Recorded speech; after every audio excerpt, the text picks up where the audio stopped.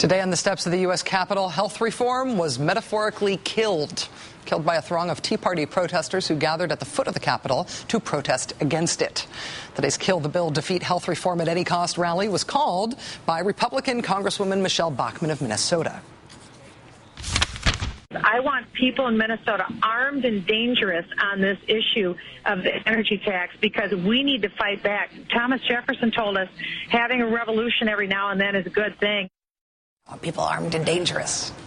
Because Ms. Bachmann says her Republican colleagues initially wouldn't go along with sponsoring today's rally, she took to the Fox News airwaves to try to get it off the ground herself.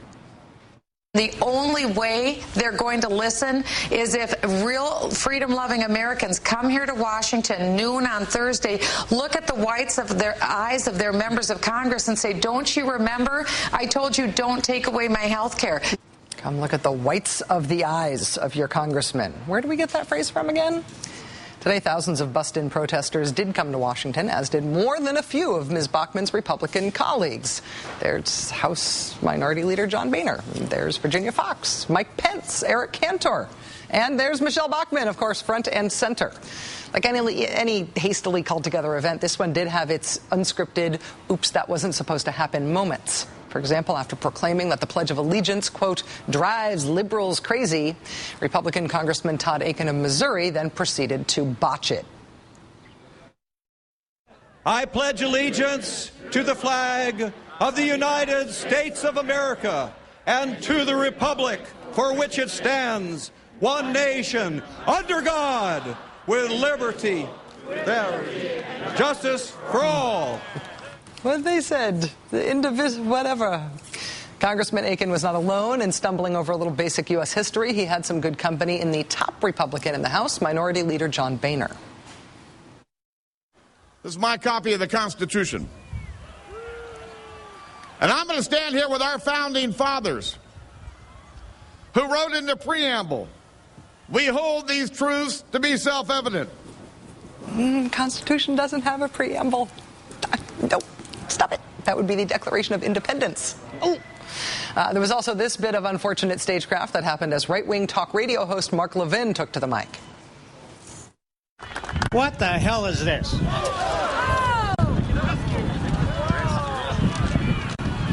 There, I say it, and the flag drops. Hold up the flag and drop that. Hey, good save. The awkwardness here was not just that this event was full of missteps. Awkwardness here was that all of these Republican members of Congress have lined up behind Michelle Bachmann and the conservative celebrities that she is elevating. Mark Levin isn't just the guy who had the embarrassing flag thing happen to him today. He's famous for, well, saying stuff like this about then Supreme Court nominee Sonia Sotomayor. She's Ruth Bader Ginsburg plus about 50 pounds. He followed up that charming comment a few months later by calling Hillary Clinton, quote, her thighness. While Republican members of Congress are clearly following the energy surrounding these Tea Parties, the character of the protests themselves may prove politically awkward for members of Congress who aren't used to being associated with stuff like this. Obama and his Marxist buddies are after your freedom.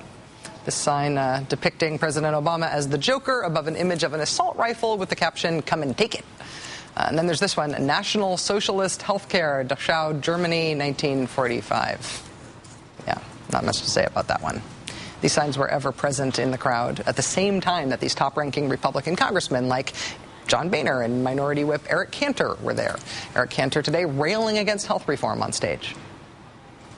I will guarantee you that we are committed to making sure that not one Republican will vote for this bill.